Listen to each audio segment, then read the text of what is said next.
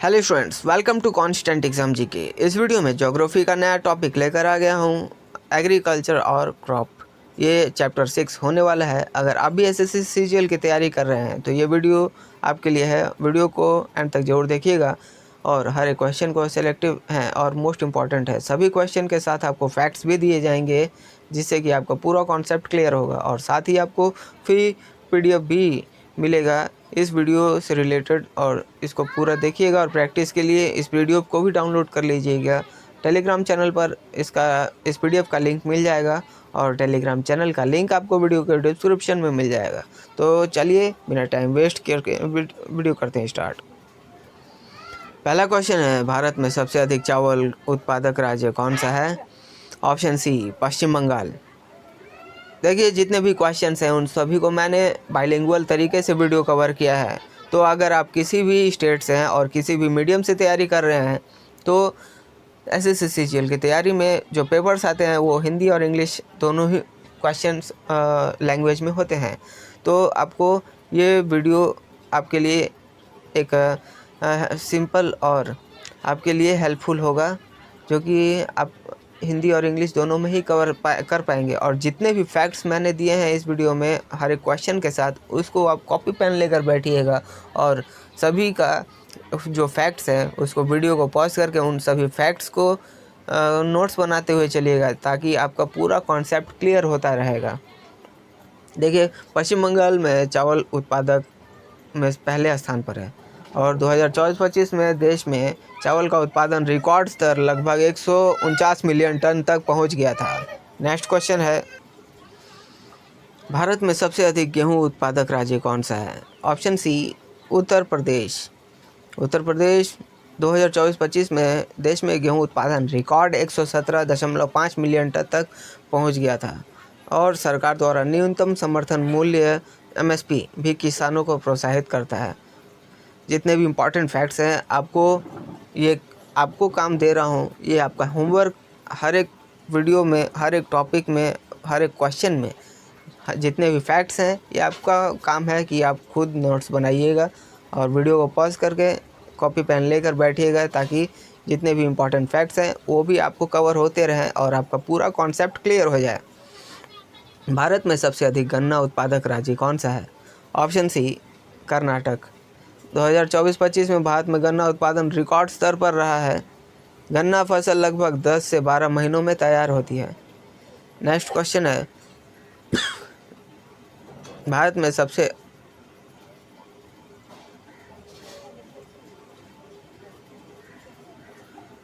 Question number 3 का option B Uttar Pradesh right answer. हाँ ठीक है। नेक्स्ट क्वेश्चन है, भारत में सबसे अधिक कपास उत्पादक राज्य कौन सा है? भारत में सबसे अधिक कपास उत्पादक राज्य कौन सा है? Option B Gujarat. 2024-25 में भारत में कपास का उत्पादन लगभग 24.5 लाख गांठ रहा था। हर एक क्वेश्चंस और उसके फैक्ट्स काफ़ी इंपॉर्टेंट हैं। वीडियो को पॉज करके सभी क्वेश्चन के फैक्ट्स का नोट्स बनाते हुए चलिएगा। भारत में सबसे अधिक जूट उत्पादक राज्य कौन सा है? ऑप्शन सी पश्चिम बंगाल। यह मुख्य रूप से गंगा डेल्टा क्षेत्र में उगाया जाता है। भारत विश्व में जूट उत्पादन में प्रथम स्थान पर है। भारत में सबसे अधिक चाय उत्पादक राज्य कौन सा है? Option D Assam. असम भारत में चाय उत्पादन में अग्रणी है और दूसरा स्थान जो है ये विश्व में रखता है। असम के अलावा पश्चिम बंगाल में दार्जिलिंग, तमिलनाडु, केरल भी बहुत महत्वपूर्ण और प्रमुख उत्पादक हैं। असम टी विश्व प्रसिद्ध है। भारत में सबसे अधिक कॉफ़ी उत्पादक राज्य कौन सा है? Option C Karnataka. कॉफ़ी की खेती के लिए छायादार, नम और ऊंचाई वाले क्षेत्र चाहिए। भारत विश्व में कॉफ़ी उत्पादन में 6ठे स्थान पर आता है। सारे फैक्ट्स आपके लिए इम्पॉर्टेंट है। मैं कुछ फैक्ट्स को आपको बता दे रहा हूँ, लेकिन वीडियो को पॉज करके सारे फैक्ट्स का आप नोट्स ज़रूर बनाइएगा। भारत में खरीफ फसलों की बुआई कब होती है? ऑप्शन बी जून जुलाई में और इसकी कटाई सितंबर अक्टूबर में होती है। सरकार खरीफ फसलों के लिए एमएसपी घोषित भी करती है। रबी फसलों की बुआई और कटाई के महीने क्या हैं? ऑप्शन सी नवंबर अप्रैल। रबी फसलें सर्दियों में नवंबर अप्रैल में बोई जाती है और नवंबर दिसंबर में बोई जाती है और अप्रैल मई में काटी जाती है। इस पर भी एमएसपी घोषित करती है भारत सरकार। और उत्तर भारत रबी फसलों के लिए भी प्रसिद्ध है। भारत में जायद फसलें किस अवधि में बोई जाती हैं? ऑप्शन बी फरवरी से जून में। इसकी कटाई जून जुलाई में होती है। प्रमुख जायद फसलें तरबूज, खीरा, ककड़ी, मूंग, उड़द आदि दालें प्रमुख हैं। भारत में काली मिट्टी किस फसल के लिए उपयुक्त मानी जाती है? तो ऑप्शन बी कपास के लिए। कपास को सफ़ेद सोना भी कहा जाता है। यह मिट्टी इसके लिए सर्वोत्तम मानी जाती है। काली मिट्टी भी दरारें पड़ती है, जिससे वायु संचार भी अच्छा होता है। जल सिंचाई का सबसे अधिक उपयोग भारत में किस फसल के लिए होता है? ऑप्शन ए चावल के लिए। और देश का कुल सिंचित क्षेत्र का लगभग 34% हिस्सा चावल के तहत है। और पंजाब हरियाणा के ट्यूबवेल सिंचाई से चावल की खेती होती है। सरकार ने जल संरक्षण के लिए डायरेक्ट सीडिंग ऑफ राइस जैसे तकनीक को भी प्रोत्साहित किया है। नेक्स्ट क्वेश्चन, भारत में नगर सिंचाई का सबसे अधिक उपयोग किस राज्य में होता है? ऑप्शन ए पंजाब में। पंजाब के 90% से अधिक कृषि क्षेत्र में सिंचाई है, जिसमें नगरों का बड़ा योगदान है। पंजाब की हरित क्रांति में नगरों की भूमिका प्रमुख रही है। भारत में टपक ड्रिप सिंचाई का सबसे अधिक क्षेत्र किस राज्य में है? तो राइट आंसर होगा ऑप्शन ए महाराष्ट्र। ड्रिप सिंचाई जल की 40 से 60% तक बचत होती है और सरकार ने सूक्ष्म सिंचाई योजनाओं के तहत किसानों को अनुदान भी दिया है। नेक्स्ट क्वेश्चन है, हरित क्रांति मुख्यतः किस फसल पर केंद्रित है? तो ऑप्शन बी गेहूँ। हरित क्रांति 1960 के दशक में भारत में शुरू हुई थी। गेहूं उत्पादन में भारत आत्मनिर्भर बन गया, हालांकि इससे क्षेत्रीय असमानता भी बढ़ी है। हरित क्रांति से सर्वाधिक लाभ किस राज्य को हुआ है? ऑप्शन बी पंजाब को हुआ है। और पंजाब में कृषि यांत्रिकरण, नगर सिंचाई का भी विस्तार हुआ है। सारे क्वेश्चंस के फैक्ट्स आप जरूर नोट्स बनाते हुए चलिएगा। भारत में कितने कृषि जलवायु क्षेत्र हैं? Right answer option C 20। और 20 कृषि जलवायु क्षेत्र में विभाजित किया गया। हर क्षेत्र फसल, कृषि तकनीक और उत्पादन प्रणाली से अलग होती है। हर एक फैक्ट्स काफ़ी इंपॉर्टेंट है और फैक्ट्स के साथ 2-3 क्वेश्चन एक्स्ट्रा बन रहे हैं। कौन सा क्षेत्र दलहन उत्पादन के लिए प्रसिद्ध है? तो ऑप्शन सी मध्य भारत। यह क्षेत्र चना, तुअर, मूंग, उड़द, मसूर आदि के लिए प्रसिद्ध है। दलहन उत्पादन में भारत विश्व में पहले स्थान पर आता है। कुल दलहन उपज का 30% से अधिक मध्य भारत से आता है। नेक्स्ट क्वेश्चन है, भारत में सबसे अधिक मूंगफली उत्पादन राज्य कौन सा है? Right answer option C Gujarat. और गुजरात के जूनागढ़, राजकोट, भावनगर जिले मुख्यतः उत्पादक क्षेत्र हैं। नेक्स्ट क्वेश्चन, भारत में सबसे अधिक आलू उत्पादक राज्य कौन सा है? Right answer option B Uttar Pradesh. आलू मुख्य रूप से रबी मौसम में बोया जाता है। उत्तर प्रदेश के आगरा, फिरोजाबाद, कानपुर, बरेली प्रमुख उत्पादक जिले हैं। भारत में हरित क्रांति के जनक किसे कहा जाता है? ऑप्शन बी एमएस स्वामीनाथन को। उन्होंने 1960 के दशक में रासायनिक खाद, सिंचाई, कृषि तकनीक के प्रचार में मुख्य भूमिका निभाई थी। स्वामीनाथन ने किसानों को नई तकनीकों को अपनाने के लिए भी प्रेरित किया था। हरित क्रांति का सबसे अधिक प्रभाव किस क्षेत्र में पड़ा है? ऑप्शन सी उत्तर पश्चिम भारत में। और आधुनिक कृषि तकनीकों के कारण किसानों की आय भी बढ़ी है, हालांकि इससे जल दोहन, मृदा क्षरण जैसे समस्याएं भी बढ़ी हैं। और हरित क्रांति का प्रभाव पूर्वी भारत, दक्षिण भारत में सीमित रहा है। भारत में हरित क्रांति किस फसल पर केंद्रित थी? ऑप्शन बी गेहूँ। पंजाब, हरियाणा, पश्चिम उत्तर प्रदेश में सबसे अधिक लाभ हुआ है। बाद में चावल की HYV किस्म भी अपनाई गई थी। भारत में कितने कृषि जलवायु क्षेत्र हैं?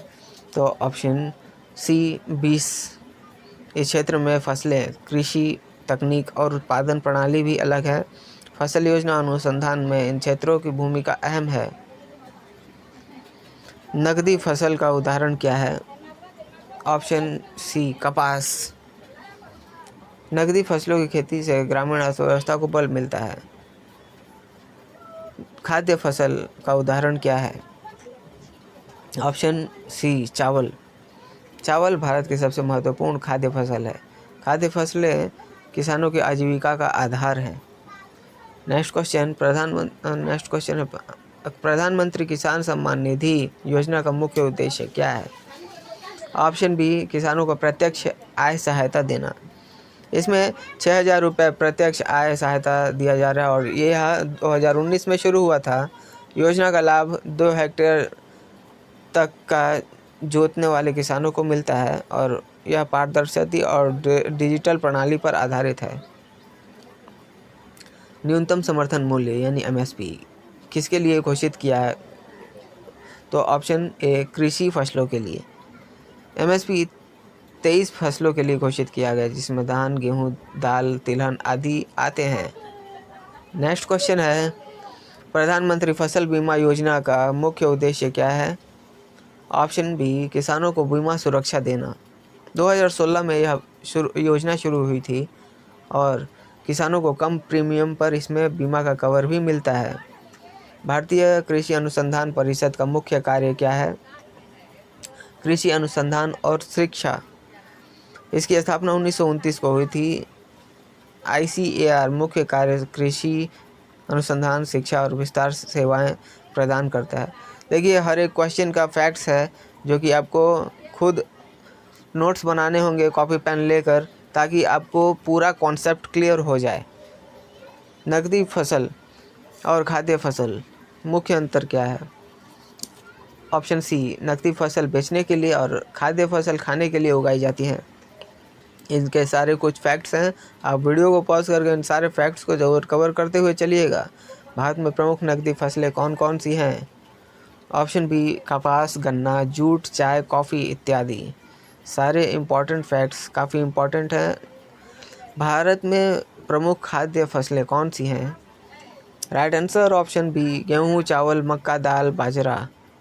और जितने भी फसलें हैं उत्पादन देश भर के लगभग हर राज्य में इसका उत्पादन होता है। भारत में कौन सी फसलें दोनों नकदी और खाद्य फसल मानी जाती हैं? ऑप्शन डी मूंगफली। मूंगफली का निर्यात भी किया जाता है और यह फसल मिट्टी की उर्वरता भी बढ़ाता है। भारत में खाद्य फसलों का उत्पादन करने के लिए कौन सी सरकारी योजना लागू हुई? ऑप्शन बी राष्ट्रीय खाद्य सुरक्षा मिशन। राष्ट्रीय खाद्य सुरक्षा मिशन 2007-8 में शुरू हुआ। योजना का लाभ छोटे और सीमांत किसानों को भी मिलता है। भारत में नकदी फसलों के लिए एमएसपी किस आधार पर घोषित किया जाता है? ऑप्शन बी उत्पादन लागत का 1.5 गुना। और एमएसपी की सिफारिश कृषि लागत एवं मूल्य आयोग करता है। भारत में नकदी फसलों का क्षेत्रफल किस वर्ष सबसे अधिक रहा है? ऑप्शन सी 2023-24 में। नेक्स्ट क्वेश्चन है खाद्य फसलों की उत्पादकता बढ़ाने के लिए कौन सी तकनीकें अपनाई जाती हैं? Right answer option A HYV बीज, सिंचाई, उर्वरक और कीटनाशक। इसके फैक्ट्स आप जरूर देख लीजिएगा और नोट्स बनाइएगा। नकदी फसलों के उत्पादन से भारत को क्या लाभ होता है? तो ऑप्शन बी विदेशी मुद्रा अर्जन, ग्रामीण आय और औद्योगिक विकास होता है। देश की अर्थव्यवस्था मजबूत होती है और सरकार एमएसपी और अन्य योजनाओं में से नकदी फसलों को भी प्रोत्साहित करती है। खाद्य फसलों का मुख्य उद्देश्य क्या है? राइट आंसर ऑप्शन बी घरेलू उपभोग और खाद्य सुरक्षा। इनका उत्पादन हर राज्य में होता है और खाद्य फसलों का निर्यात सीमित होता है और मुख्य फोकस घरेलू ज़रूरतों की होती है। भारतीय कृषि अनुसंधान परिषद का मुख्यालय कहाँ स्थित है? नई दिल्ली में। ICAR का स्थापना 16 जुलाई 1929 को हुई थी और देश भर में इसके 101 संस्थान हैं और 71 कृषि विश्वविद्यालय हैं। भारतीय कृषि अनुसंधान संस्थान को किस नाम से और जाना जाता है? पूसा संस्थान के नाम से जाना जाता है, ऑप्शन ए। और 1905 में पूसा जो कि बिहार में हुआ था इसकी स्थापना। इसके बाद 1934 के भूकंप के बाद इसे नई दिल्ली में हस्तांतरित किया गया था और ICAR यह संस्थान के अधीन कार्य करता है। IARI को भारतीय कृषि का मंदिर भी कहा जाता है। नेक्स्ट क्वेश्चन है, भारतीय दलहन अनुसंधान संस्थान IIPR कहाँ स्थित है? राइट आंसर होगा ऑप्शन बी, कानपुर। IIPR का उद्देश्य भारत को दालों में आत्मनिर्भर बनाना है और IIPR का योगदान भारत की खाद्य सुरक्षा में भी महत्वपूर्ण है। केंद्रीय चावल अनुसंधान संस्थान कहाँ स्थित है? Option A, Cuttack. CRRI की स्थापना 1946 में हुई थी। यह संस्थान ICAR के अधीन कार्य करता है। भारतीय गन्ना अनुसंधान संस्थान कहाँ स्थित है? ऑप्शन बी, लखनऊ में। जितने भी फैक्ट्स हैं इसका नोट्स आप ज़रूर बनाते हुए चलिएगा, काफ़ी इंपॉर्टेंट फैक्ट्स हैं और ये आपके SSC CGL के एग्ज़ाम पॉइंट ऑफ व्यू से ही रिसर्च करके मैंने आपको ये प्रोवाइड कर रहा हूँ। केंद्रीय कपास अनुसंधान संस्थान कहाँ स्थित है? ऑप्शन ए, नागपुर में और इसकी स्थापना 1976 में हुई थी। ICAR किसानों को प्रशिक्षण और तकनीकी की सहायता भी देता है। भारतीय मक्का अनुसंधान संस्थान कहाँ स्थित है? ऑप्शन ए, लुधियाना में। नेक्स्ट क्वेश्चन, केंद्रीय आलू अनुसंधान संस्थान कहाँ स्थित है? हर एक क्वेश्चन का फैक्ट्स काफ़ी इंपॉर्टेंट है, तो राइट आंसर होगा ऑप्शन ए, शिमला। यह संस्थान ICAR के अधीन कार्य करता है। SSC परीक्षाओं के लिए CPRI की लोकेशन भी पूछी जाती है, तो आप ज़रूर इसका आंसर आप हमें कमेंट में ज़रूर बताइएगा। भारतीय तिलहन अनुसंधान संस्थान कहाँ स्थित है? ऑप्शन ए, हैदराबाद में। तेलंगाना इसकी राजधानी है। केंद्रीय तंबाकू अनुसंधान संस्थान कहाँ स्थित है? राइट आंसर होगा ऑप्शन ए, राजमुंदरी। इसकी स्थापना 1947 में हुई थी। यह संस्थान ICAR के अधीन कार्य करता है। तो स्टूडेंट्स, ये थे आज के हमारी जितनी इंपॉर्टेंट क्वेश्चन हैं उन सभी को मैंने इस वीडियो में कवर किया है।